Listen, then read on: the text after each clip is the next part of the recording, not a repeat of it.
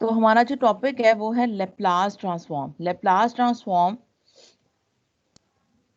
is an integral transformation of a function f of t from the time domain into complex frequency domain। जो Laplace transform है इसमें हमने f of t को frequency domain में f of s में convert करना होता है। ठीक है, नॉर्मली अगर हम देखें तो आप लोगों ने फ्रीक्वेंसी पढ़ी होगी, एक दो और सब्जेक्ट्स में भी शायद आपने देखा हो कि जब एक चीज जिसमें टाइम है आपके पास एक्स एक्सिस पे और वाई एक्सिस पे एम्पलीट्यूड है, उसको हम उस डोमेन से यानी कि टाइम की डोमेन से किसी और चीज में जब किसी और डोमेन में लेके जाते हैं स्टडी करने के लिए, तो उसको हम कहते हैं ये ट्रांसफॉर्मेशन है। किस चीज की ट्रांसफॉर्मेशन है? इंटीग्रल की ट्रांसफॉर्मेशन है। ठीक है ना। और इसको जनरली हम कहते हैं transform. It may be Laplace transform, it may be Fourier transform, it may be any other kind of transform. तो उसके जनरल कुछ फॉर्मूलाज भी गिवन होते हैं और उनकी प्रॉपर्टीज को डिराइव करके प्रॉपर्टी टेबल्स भी बने हुए होते हैं। जब आप इसमें आपको अच्छी तरह इसको सॉल्व करना आ जाएगा, इस पे कमांड हो जाएगी आपकी, तो आप देखेंगे कि जब आपके पास कोई क्वेश्चन आएगा तो आपको बगैर उसका इंटीग्रल लिए, बगैर सॉल्व किए ही उसका आंसर आपको समझ में आ जाएगा कि इसका ये आंसर होना चाहिए। ठीक है ना। जैसे डेरिवेटिव की कुछ जनरल टर्म्स होती हैं, डेरिवेटिव इंटीग्रल किया है ना। जनरली किसी सिंपल सी चीज का अगर मैं कहूँ ए का ले लें डेरिवेटिव, तो आपको अंडरस्टूड है कि ए कांस्टेंट है और उसका डेरिवेटिव क्या होगा? जीरो होगा। ऐसे ही होता है ना। तो ये भी इतना ही जनरल हो जाएगा आपके लिए after practising all the properties as well as few questions.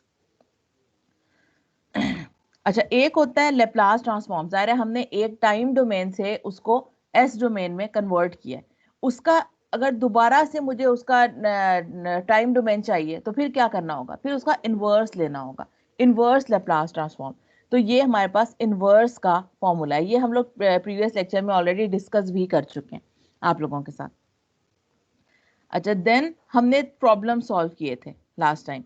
एक पहला जो उसमें पार्ट था हमारे पास वो था कि हमें लेप्लास ट्रांसफॉर्म लेना है u ऑफ t का, राइट।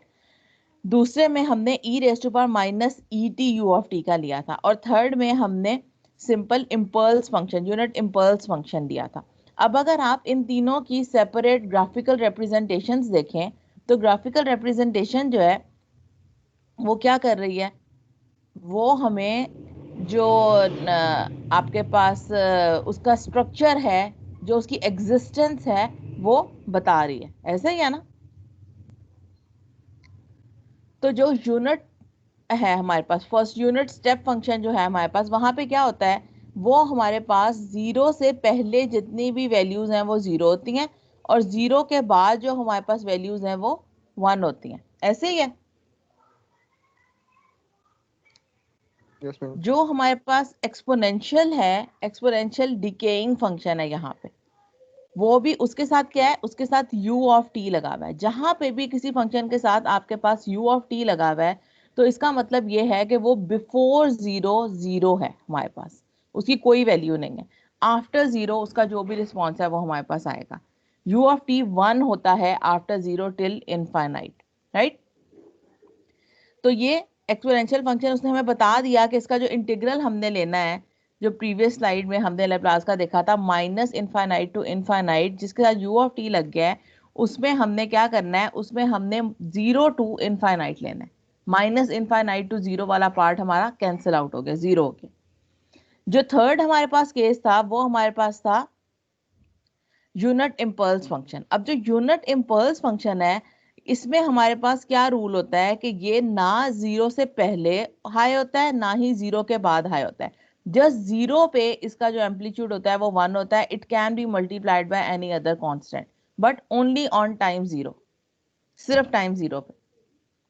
अगर इस फंक्शन की टाइम शिफ्टिंग हम कर दें तब तो किसी और टाइम इंस्टेंट पे इसकी वैल्यू वन या कोई भी कांस्टेंट हो सकती है। लेकिन अगर शिफ्टिंग नहीं करते, इसको ओरिजिनल फॉर्म में देखते हैं, तो ओरिजिनल फॉर्म में हमारे पास ये जीरो के ऊपर ही वैल्यू दे रहा होता है। अब जब हमने इन पे अपना फॉर्मूला अप्लाई किया बारी बारी और इसको सॉल्व किया, ये चीज आप लोग प्रीवियस लेक्चर में सॉल्व भी कर चुके हैं, सॉल्व किया तो हमें क्या मिला, हमने फर्स्ट जो यूनिट स्टेप फंक्शन था हमने उसको 0 से लेके इनफाइनाइट तक इंटीग्रेट किया, फॉर्मूला अप्लाई किया, और उसके बाद जब हमने उसका फाइनल रिजल्ट फाइंड आउट किया after applying the integral and limitations, तो हमारे पास उसका जो रिजल्ट आया वो 1/s आया। अब अगर कभी भी आपको ये कह दिया जाए कि यूनिट स्टेप फंक्शन का लेप्लास क्या होता है, तो आपके माइंड में ये चीज अंडरस्टूड है कि ये 1/s ही होता है, इसके अलावा इसकी कोई और वैल्यू नहीं होती। उसके बाद e रेस टू पावर -80, अब ये भी कई आपके पास ऐसे फैक्टर्स होंगे जहाँ पे e raise to power minus something a की जगह पे कोई कांस्टेंट होगा और आपको उसका लेप्लास फाइंड आउट करना होगा इन द फॉर्म ऑफ t, आपको उसको s डोमेन में लेके जाना होगा। तो जब उसको आप लोगों ने सॉल्व किया था, यहाँ से इसको आपने कॉमन ले लिया था, उसके बाद उसका जब आपने कॉमन लेने के बाद इंटीग्रल लिया था तो 1/s + a आपके पास एज अ कॉन्स्टेंट आया था, e raise to power -s + a of t बाहर आया था। फिर उसको जब आपने फर्दर लिमिट्स अप्लाई की थी तो फाइनल रिजल्ट आपके पास आया था 1/s + a। सिमिलरली जो थर्ड वन था, इसमें कुछ स्टूडेंट्स कंफ्यूज भी हो रहे थे शायद इस वजह से कि उन लोगों का ये कॉन्सेप्ट क्लियर नहीं था कि ये सिर्फ एक वैल्यू पे एग्जिस्ट करेगा, इसमें वैल्यू ही सिर्फ 0 होगी, 0 to 0 होगा इसका इंटीग्रल, और कुछ भी नहीं होगा। तो वो 0 to इनफाइनाइट नहीं जाएगा, जस्ट वन वैल्यू है उसकी, ओनली एट 0। तो वहां पे आपने इसको क्या करना है, आपने जस्ट यहाँ पे e raise to -s of t में 0 पुट करना है और उसका जो रिजल्ट आता है वो 1 आ जाता है, और कुछ भी नहीं है इसमें।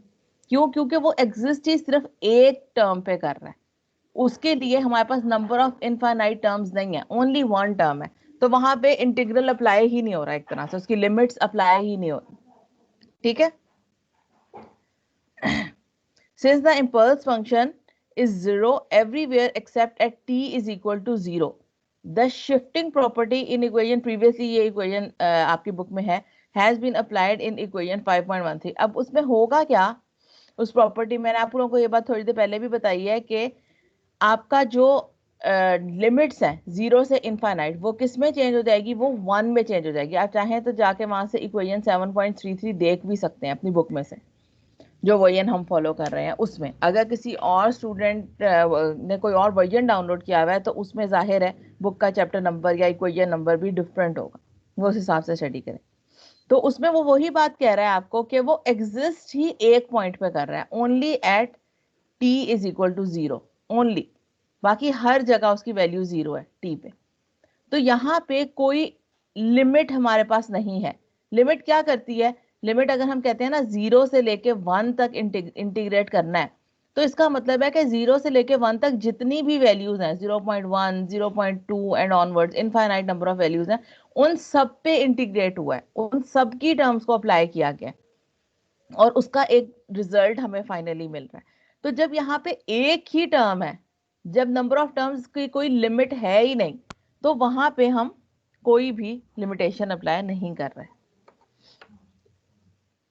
प्रैक्टिस प्रॉब्लम आप में से एक स्टूडेंट ने शेयर किया है, बाकी भी होपफुली आप सॉल्व कर लेंगे। ये आप लोगों ने खुद से सॉल्व करनी है, उसी से रिलेटेड है जो आपने प्रीवियसली किया है, और आपने ये मेरे साथ शेयर करनी है। अच्छा, उसके बाद एक और थोड़ा सा उसकी निस्बत थोड़ा सा हमारे पास कम्प्लेक्स कह लें, या थोड़ा सा उसके लेवल जो है कम्प्लेक्सिटी का वो थोड़ा सा इंक्रीज हो गया है नेक्स्ट प्रॉब्लम में। नेक्स्ट प्रॉब्लम हमारे पास क्या है, साइन ऑफ ओमेगा टी। अगर साइन का हमें लेप्लास देना होगा, और आगे u ऑफ टी आप देख ले मेंशन है, इसका मतलब है कि -इनफाइनाइट टू 0 जो आपका इंटीग्रल वाला पार्ट है वो कैंसल आउट हो जाएगा, जस्ट आपका 0 to इनफाइनाइट रह जाएगा। ठीक है ना। नाउ अगेन आप लोग यहाँ पे फॉर्मूला पुट कर लेप्लास का फॉर्मूला पुट करेंगे, इसको सॉल्व करना शुरू करेंगे। अब आपको पता है कि जो साइन होता है हमारे पास, अगर उसको हम कन्वर्ट करें, ये चीज आप एफएससी में पढ़ के आए हैं, in the form of exponential, तो आपके पास आता है e raise to power j omega t minus e raise to power j omega over 2j। अब आगे ये जो साइन ओमेगा टी है ये इसमें कन्वर्ट हो गया है। अब उसके बाद क्या करना है, उसके बाद हमने ये भी तो अप्लाई करना है ना इसको एस डोमेन में अप्लाई कन्वर्ट करने के लिए। तो 1/2j को कॉमन ले लिया, और बाकी जो टर्म्स हैं उनको वैसे ही जैसे हमने प्रीवियसली एक्सपोनेंशियल का सॉल्व किया था उनको कॉमन लेकर उसको सॉल्व करना शुरू कर दिया। तो जब उसको फाइनली सॉल्व करेंगे, उसके रिजल्ट्स निकालेंगे एस डोमेन में, तो हमारे पास omega over s square plus omega square final results आएंगे। जब आप ये प्रैक्टिस करेंगे तो ये बहुत आसान है, आपको इजीली क्लियर हो जाएगा। इसी तरह आपने, मेरा ख्याल है नेक्स्ट प्रैक्टिस प्रॉब्लम में भी है, कोसाइन का आप लोगों ने खुद करना है। ये देखें next, find the Laplace transform of F of T for 50 cos omega t u of T. इसका आप लोगों को खुद करना होगा, बिल्कुल ऐसे ही करना है। कॉस को आप पहले कन्वर्ट कर लेंगे उसके एक्सपोनेंशियल फॉर्मूला में, और उसके बाद उसको सेपरेटली मल्टीप्लाई करेंगे e raise to power minus s of t से, और मल्टीप्लाई करने के बाद उसका जब आप कांस्टेंट उस पर जब आप एस डोमेन में लेके जाएंगे, उसको अप्लाई करेंगे, इंटीग्रल लेंगे 0 से इनफाइनाइट तक, तो वो इसी फॉर्म में कोई आपको आंसर देगा। वो भी आपने करना है प्रैक्टिस, और फिर मेरे साथ शेयर करना है।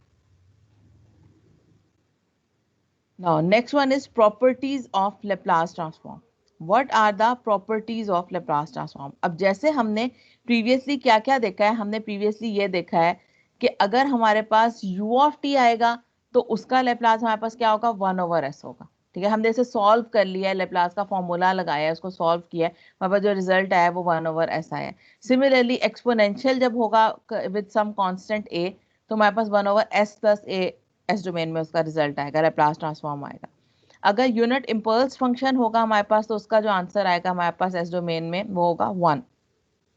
इसी तरह आप लोगों ने a into e raise to power minus a t and b into e raise to power minus j omega t भी सॉल्व किए हैं, और उनके भी रिजल्ट इसी टाइप के ही आपके पास आए हैं। Then sine omega t u of T को सॉल्व किया है, उसका रिजल्ट हमारे पास आया omega over S square plus omega square, right.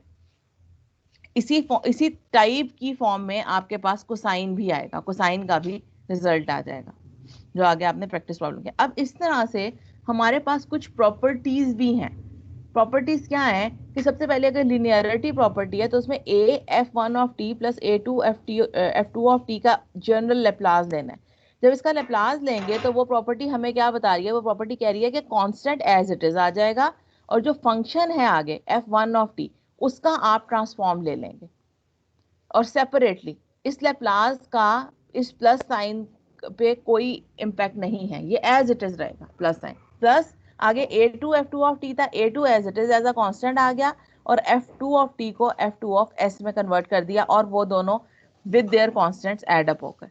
अगर आपको याद हो तो यहाँ पे जो कॉस का आप लोगों को प्रैक्टिस प्रॉब्लम मिला हुआ है, इसमें भी एक कांस्टेंट है 50, ये constant as it is exist करेगा, इस पे कोई लेप्लास नहीं आप अप्लाई करेंगे। अच्छा, उसके बाद स्केलिंग प्रॉपर्टी। स्केलिंग प्रॉपर्टी को अगर हम देखें ऐसे दो तरीकों से, एक एफ ए ऑफ टी को, यानी कि अब आपके यहाँ पे क्या है कि जो टी है उसके साथ कांस्टेंट आया, तो क्या होगा, इसको जब आप लेप्लास लेंगे, इसको बेशक आप सॉल्व करके देख लें, आपका यही रिजल्ट आएगा इसको सिंप्लीफाई करने के बाद, 1/a F of S over A. अब ये वाला जो a है ना, ये डिवाइड हो जाएगा s से, और इसी तरह इसका इनिशियली भी कांस्टेंट एज अ कांस्टेंट ये 1/a की फॉर्म में आएगा। अगर s के साथ आए Laplace of sine omega t u of T, वो क्या था अभी हमने पीछे ड्राइव किया, omega over S square plus omega square. अब यहाँ पे क्या हुआ, यहाँ पे एस जो हमारे पास साइन ओमेगा टी था ना, उसके साथ हमने क्या किया, एक 2 ऐड कर दिया, कांस्टेंट ऐड कर दिया।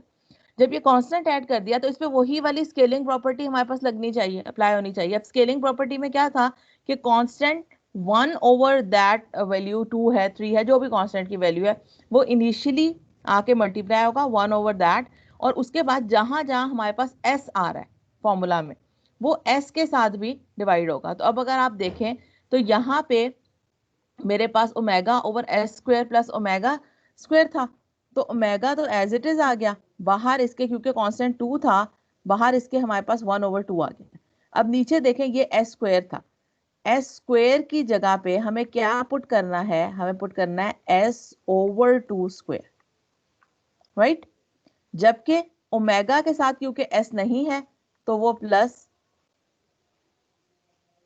4 ओमेगा स्क्वायर आ गया, वो एज अ कांस्टेंट सिंपली वहां पे मल्टीप्लाई हो गया, राइट। 2 को जब स्क्वायर लें तो वो क्या होता है, वो 2 का स्क्वायर 4 होता है, ठीक है। जबकि जहां पे s है वहां पे क्या होगा, कांस्टेंट डिवाइड होगा और फिर उसका स्क्वायर लिया जाएगा, और सिमिलरली पूरी टर्म के साथ हमारे पास बाहर भी 1/2 आएगा। इसको जब फर्दर सिंप्लीफाई आप करते हैं तो कुछ इस फॉर्म में आपका रिजल्ट आ जाता है। उसके बाद नेक्स्ट प्रॉपर्टी है हमारे पास टाइम शिफ्टिंग की। ये टाइम शिफ्टिंग भी मैंने आपके साथ अभी थोड़ी देर पहले डिस्कस की है कि अगर आपका यूनिट इम्पल्स फंक्शन यहाँ पे था 0 पे, अगर इस पर टाइम शिफ्टिंग अप्लाई करेंगे तब तो ये किसी और जगह पे जाके 1 पे 2 पे या -1 -2 पे शिफ्ट हो सकता है, इसके अलावा ये शिफ्ट नहीं हो सकता। ठीक है ना? तो इसका मतलब ये है कि कोई भी फंक्शन, कोई भी वैल्यू एक टाइम से दूसरे टाइम में शिफ्ट हो सकता है। अगर ये भी मेरे पास फंक्शन है और मैं ये यहाँ पे 1 पे है और मैं इसको चाहती हूँ कि टाइम शिफ्ट करके इसको मैं 2 से 3 पे ले जाऊँ, 0 से 1 की बजाय, तो मैं इसको भी कर सकती हूँ by applying time shifting property. तो टाइम शिफ्टिंग प्रॉपर्टी हमारे पास t माइनस ए और t प्लस ए से रिप्रेजेंट होती है। t माइनस ए में वो 0 की एक साइड पे मूव करता है फॉरवर्ड पे, और t प्लस ए में वो 0 की ऑपोजिट साइड में मूव करता है। तो अब अगर हमारे पास टाइम शिफ्टिंग प्रॉपर्टी आ जाती है तो आगे जो u ऑफ t आपके पास मेंशन है उसमें भी वही वाली शिफ्टिंग प्रॉपर्टी होगी। अगर उसमें वो शिफ्टिंग प्रॉपर्टी नहीं होगी तो आपको वो शिफ्टिंग प्रॉपर्टी उसमें अप्लाई करनी होगी, उसमें लेके आनी होगी हर हाल में। जब आप इसके क्वेश्चन सॉल्व करेंगे तो आप ये चीज ज्यादा अच्छे से अंडरस्टैंड कर पाएंगे।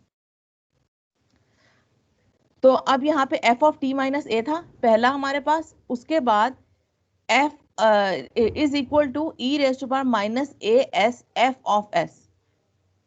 अब होगा क्या कि जब आपके पास जहां पे भी शिफ्ट हो रहा है, जिस कांस्टेंट पे जा रहा है, जाहिर है शिफ्टिंग किसी ना किसी कांस्टेंट पे है ना, टाइम की कोई ना कोई वैल्यू है जिस पे शिफ्टिंग हो रही है, तो उस कांस्टेंट को a का नाम दे दिया गया।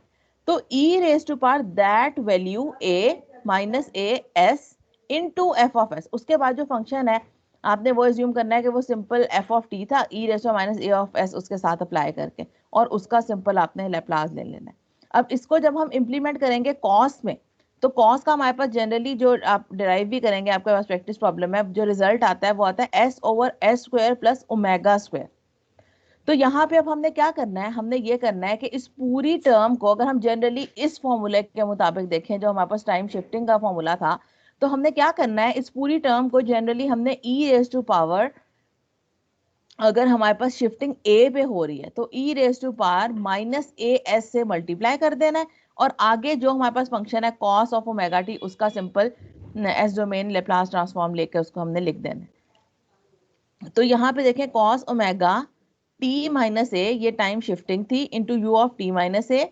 अब यहाँ पे क्या किया, E raise to power minus A S simple into S over S square plus omega square. यहाँ पे अब ऐसा कोई कंपल्शन नहीं है कि आपको एस डोमेन में जाके उसको पुट करनी है वैल्यू, बाकी ऐसे ही रहेगी, नो नथिंग, जस्ट आपने E raise to power minus A S से उसको मल्टीप्लाई करवाना है।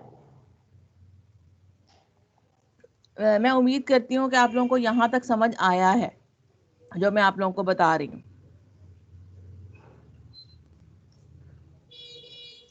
हाँ जी, Yes, ma'am. Response good. जी जी मैम। अब उसके बाद क्या हुआ, उसके बाद ये हुआ आपकी बुक में ना ये सारी प्रॉपर्टीज जितनी भी है ना, linearity, scaling, time shift, frequency shift, time differentiation, time integration, frequency differentiation, frequency integration, time periodicity, initial value, final value, convolution, ये सारी जो प्रॉपर्टीज हैं इनको ऐसे ही 2-2 3-3 लाइनों में डराइव किया हुआ है। आप चाहें तो वहां से जाके ड्राइव कर सकते हैं। मैंने इनिशियली जो बहुत कॉमनली यूज होने वाली हैं हमारे आगे क्वेश्चंस में, मैंने उनको आपके लिए थोड़ा सा एक्सप्लेन कर दिया, ड्राइव कर दिया। ठीक है, अब उसके बाद क्या हुआ है, उसके बाद ये जो मेरे पास जो बुक है उसमें तो चैप्टर 15 है। अब मुझे नहीं पता जो आपका इस बुक है उसमें कौन सा है। लेप्लास ट्रांसफॉर्म आप देखें, चैप्टर नंबर ना देखा करें, जस्ट लेप्लास ट्रांसफॉर्म आपने देखना है, या वो जो भी नंबर है उसका बुक में।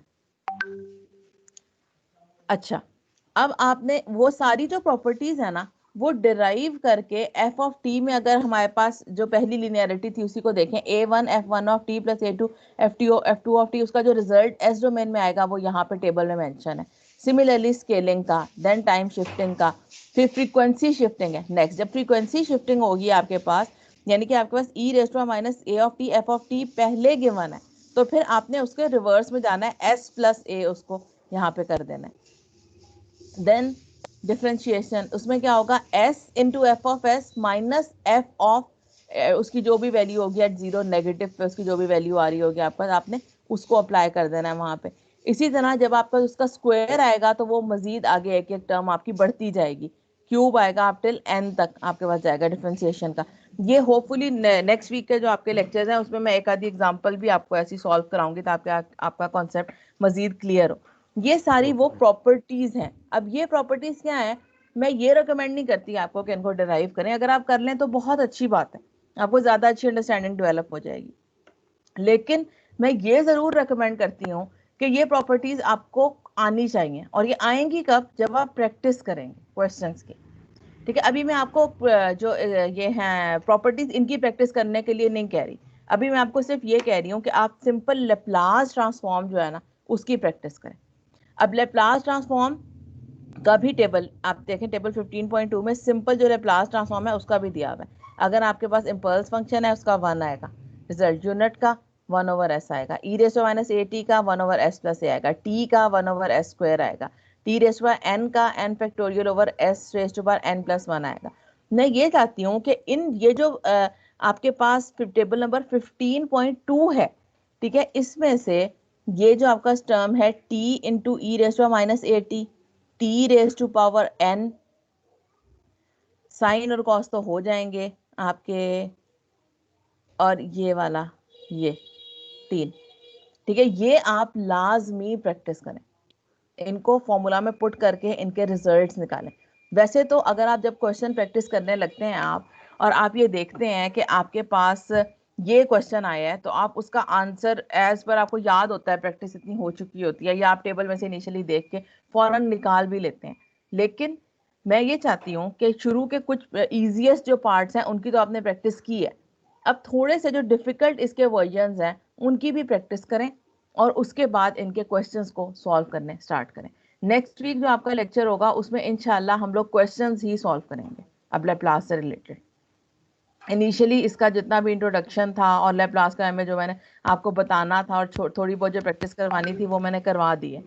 अब आपने इसकी प्रैक्टिस स्टार्ट करनी है, क्योंकि बगैर प्रैक्टिस के ये आपको नहीं आ सकता, कभी भी नहीं आ सकता बगैर प्रैक्टिस के ये आपको। ठीक है, समझ आई है बात सबको? Yes, ma'am.